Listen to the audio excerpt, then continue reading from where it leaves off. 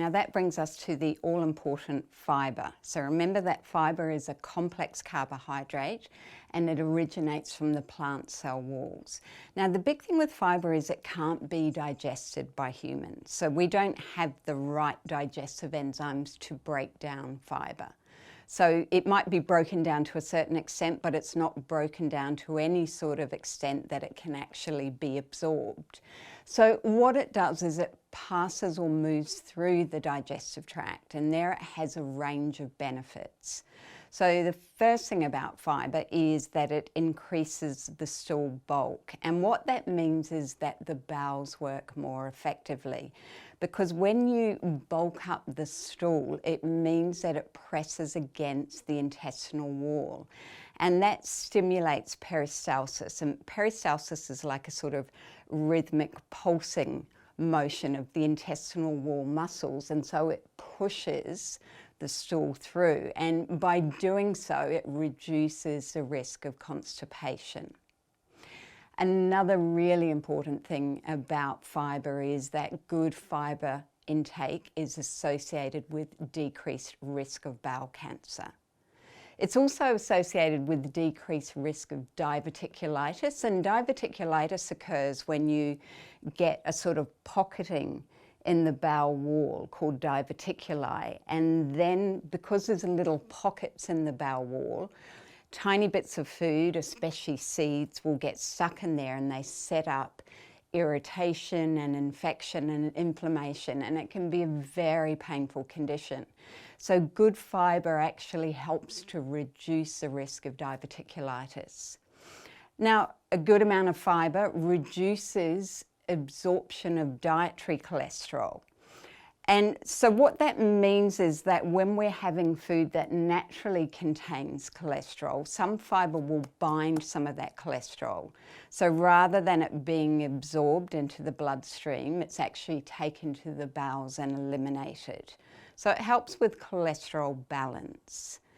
It also slows glucose absorption. So remember that we want glucose to be released into the bloodstream at a steady rate.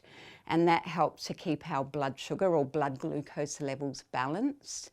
It helps the body maintain its ability to produce and respond to insulin so that glucose can be delivered into the body cells so that we can actually generate some energy.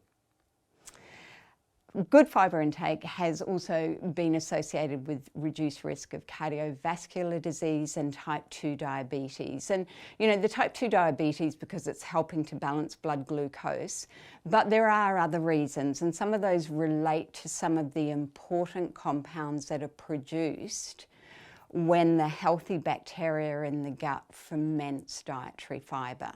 So it has all these wonderful benefits. Weight control is another important aspect because, of course, fibre makes you feel fuller. It takes up space, so you're less likely to overeat. And then some fibre feeds the microflora or the healthy bacteria, and that moves on to provide a number of health benefits. So better intestinal health, better blood sugar control, better cardiovascular function, better mood when we can really support that microflora.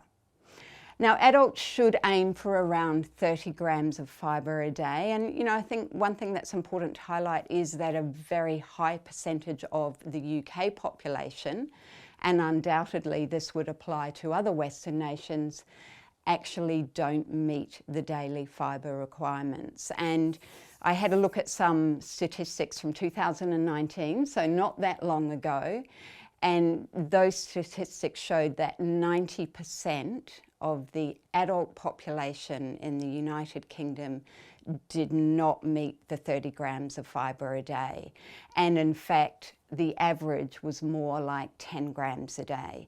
And one of the big reasons for that is because there's been such a switch from complex carbohydrates from good whole foods to pre-packed refined carbohydrates, takeaway foods, foods that have been highly processed.